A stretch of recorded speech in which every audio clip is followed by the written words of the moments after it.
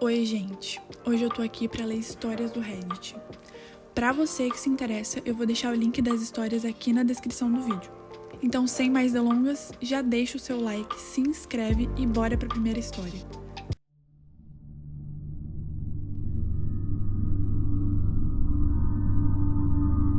Na minha adolescência, no início dos 20 anos, eu era amiga de uma garota chamada Lucy. Ela era uma garota muito solitária e seus pais eram péssimos.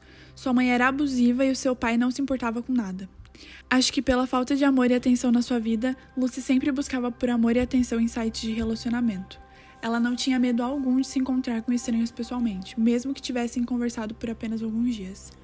Minha amizade com a Lucy era estranha. Às vezes eu achava ela irritante, não queria sair com ela, mas eu sempre aceitava o convite para sair porque eu sabia que isso era importante para ela. E quando estávamos apenas nós duas juntas, ela era uma pessoa normal e agradável de estar por perto. Tínhamos um pequeno grupo de amigos e ela tentava reunir todos nós o máximo possível. E honestamente, o grupo todo junto era muito divertido. Quando estávamos todos juntos, Lucy ficava muito animada e dava para perceber que ela estava feliz por estar perto de pessoas que não a insultavam como a sua mãe fazia. Um dia, Lucy nos conta que tem um namorado. Todos nós ficamos surpresos porque sabíamos que ela conhecia muitos caras online, mas nunca tínhamos ouvido ela dizer que estava namorando alguém. Poucos dias depois, ela marca um dia para o nosso grupo de amigos conhecer o Trevor. Nenhum de nós estava ansioso para isso porque achávamos que ele seria como todos os outros, apenas mais um. Quando conhecemos Trevor, todos se sentiram desconfortáveis. Ele mal falava uma palavra, não olhava diretamente para nenhum de nós, e Lucy tentava ser engraçado o tempo todo, mas ele apenas a olhava com cara feia. À medida que os dias passavam, Lucy continuava me dizendo o quanto Trevor não gostava de mim. Isso era estranho porque ninguém nunca me detestou.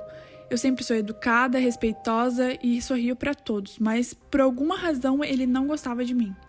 Ela dizia que ele achava que eu estava usando a Lucy por dinheiro. Não tenho certeza de como ele pensava isso, já que eu pagava tudo para Lucy. Eu acredito que ele só estava tentando encontrar motivos para convencê-la de se livrar de mim. Eu senti algo ruim no Trevor. Ele se vestia como se não se importasse com a vida, nunca sorria, não apertou nossas mãos quando nos conheceu pela primeira vez, cheirava maconha e realmente tinha uma sensação desconfortável em torno dele. Depois de meses de Trevor tentando convencer a Lucy de que eu era uma péssima amiga e que ela não deveria mais sair comigo, ela começou a fazer o que ele dizia.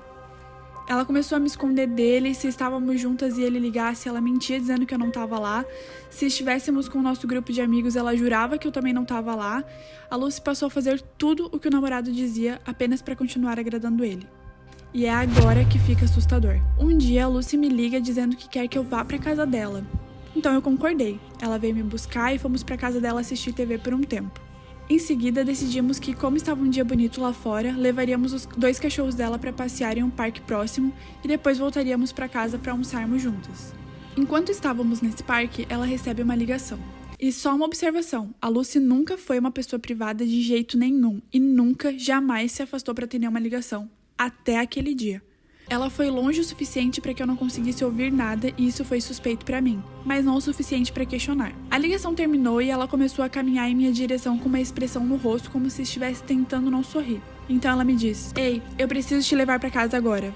Fiquei um pouco confusa já que tínhamos ficado juntas por apenas cerca de 1 hora, quando costumávamos passar o dia inteiro juntas. Mas eu disse ok e fomos levar os cachorros dela para casa e entramos no carro. Cerca de 10 minutos depois, percebi que ela não estava indo na direção da minha casa. Então eu questionei: "Onde estamos indo?" Ela sorriu maliciosamente, mas não respondeu. Perguntei novamente, rindo desconfortavelmente: "Sério, para onde estamos indo?" Ela continuou sorrindo, mas não quis me responder. Comecei a perceber que ela estava indo na direção da casa do namorado dela. Perguntei pela última vez com raiva na voz: "Onde é que você está me levando?" A única resposta dela foi arrepiante para mim: "O Trevor quer falar com você." Não. Eu não estava disposta a aceitar nada disso. Eu insisti e exigi que ela me deixasse sair do carro, mas com seu sorriso maligno e a mesma resposta ela disse novamente: "Tá tudo bem, ele só quer falar com você."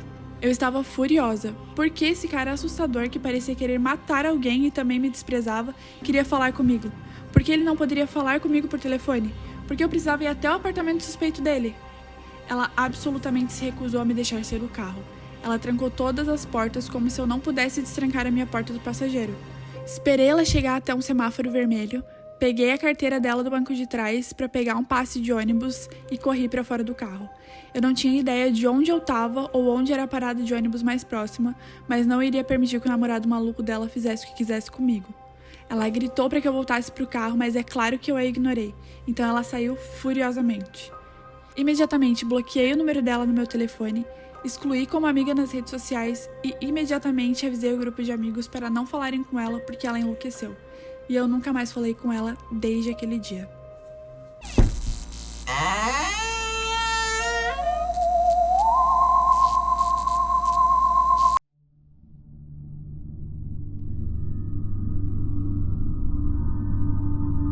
Eu cresci em uma pequena cidade rural onde nunca acontecia nada. O tipo de lugar onde era comum deixar as portas destrancadas e os vizinhos mais próximos estão a cerca de 1 quilômetro de distância.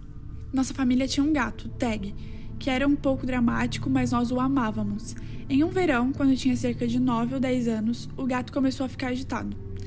Tag geralmente dormia no meu quarto, enroscado ao meu lado até eu adormecer, e depois levantava para fazer suas coisas de gato durante a noite. Às vezes ele miava ou tentava me acordar quando conseguia ver o fundo da sua tigela de comida e precisava de um lanche da meia-noite. Normalmente, se eu ignorasse, ele desistiria ou raramente ia tentar acordar minha mãe em vez disso. Mas nessa noite, ele bateu na porta do quarto dos meus pais até conseguir entrar e estava miando alto o suficiente para acordar todo mundo. Nossos quartos ficavam um do lado do outro, então chamei Tag para vir para a cama porque já era por volta das 2 da manhã. Mas ele não queria saber disso e continuava agindo estranhamente. Minha mãe se levantou, desceu até a cozinha e depois voltou bufando com Tag ainda miando loucamente. Ela disse que a tigela dele estava cheia de comida e que ele apenas a levou até a porta da cozinha. Tag era um gato que ficava tanto dentro de casa quanto fora, mas tinha sua própria porta para gatos na garagem, então não havia necessidade de um de nós deixá-lo sair. Minha mãe disse que meu irmão deve ter deixado a porta da cozinha aberta, então ela fechou a porta da cozinha e voltou para dormir, fechando firmemente agora a porta do seu quarto, para que Tag não pudesse entrar sozinho. Eu sempre mantinha petisco para ele no meu quarto e ofereci um a ele, mas ele ainda estava miando na porta deles, tentando acordá-los de todo jeito. Eu o peguei e levei pro meu quarto, fechando minha porta para tentar fazê-lo dormir. Eu deitei na cama, tentando voltar a dormir, e Tag miou na minha porta, querendo sair de novo. Finalmente abri a porta para ele saiu correndo escada abaixo em direção à cozinha, e foi quando ouvi o que parecia ser uma porta batendo. Eu tenho 3 irmãos mais velhos, e sempre tem alguém acordado assistindo TV ou indo pro banheiro, então não dei muita importância. O gato finalmente voltou pro meu quarto, mas ao invés de se aconchegar na minha axila como de costume, ele sentou na ponta da minha cama olhando para minha porta. Eu adormeci até de manhã quando algum barulho me acordou e eu fui até a cozinha encontrar meus pais no telefone com a polícia. Eles levantaram como de costume para se preparar para o trabalho e enquanto faziam um café, minha mãe foi pegar os seus anéis do pequeno prato de joias que ela tinha perto da pia, porque ela sempre tirava à noite para lavar a louça, mas descobriu que o prato estava vazio. Como era cidade pequena, o xerife enviou um delegado e quando meu pai saiu para encontrá-los, viu que o quadriciclo também tinha sumido. Meus irmãos já estavam todos acordados nesse ponto e todos estávamos assustados porque enquanto dormíamos, algum ladrão entrou e pegou a chave do quadriciclo e viu uma oportunidade para pegar os anéis da minha mãe. Eles perguntaram se tínhamos alguma pista de quando isso aconteceu e meus pais disseram que não. Minha mãe perguntou pro meu irmão do meio que horas ele saiu do sofá ontem à noite e se ele ouviu algo. Ele disse que foi para a cama por volta das 10 ou 11 da noite e perguntou o que ela queria dizer com isso, já que o quarto fica no porão e ele não teria ouvido nada na cozinha. Ela disse que viu ele na sala de estar quando foi alimentar o gato e fechar a porta que ele havia deixado aberta, e ela até disse para ele não dormir no sofá e ir para a cama. Mas ele disse que estava no porão desde o jantar e não saiu nem subiu novamente, ficou assistindo um filme no porão antes de ir para a cama. Ela fica pálida e percebe que o gato deve ter tentado nos avisar que alguém entrou na casa e o ladrão se jogou no sofá e se cobriu para se esconder quando ela foi para a cozinha e saiu depois que ela voltou para a cama. O policial disse que para alguém ser tão audacioso, provavelmente conhecia nossa família, os nossos hábitos, mas não contava com um gato sendo tão superprotetor e provavelmente pretendia roubar mais, mas tinha medo de que o gato pudesse acordar a casa toda. Já se passaram mais de 20 anos desde que isso aconteceu e o ladrão nunca foi pego, mas é angustiante pensar que provavelmente foi alguém que já tinha estado em nossa casa como um amigo.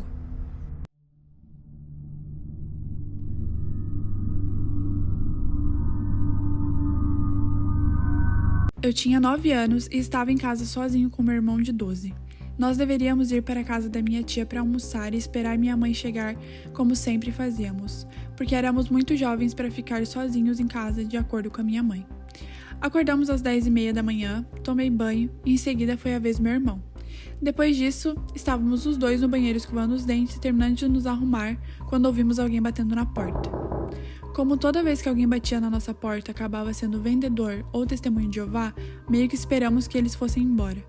Alguns minutos depois, fui ver se eles ainda estavam lá fora pela janela, mas não havia ninguém. Continuamos nos arrumando quando vimos uma sombra passar pela janela do banheiro. Esperamos para ver caso fosse apenas um pássaro voando, quando do nada, uma mão bateu no vidro. Ficamos assustados e não sabíamos o que fazer. Meu irmão estava com o celular dele, então ele ligou imediatamente para a polícia. Enquanto ele estava ligando, ouvimos um estrondo altíssimo na porta.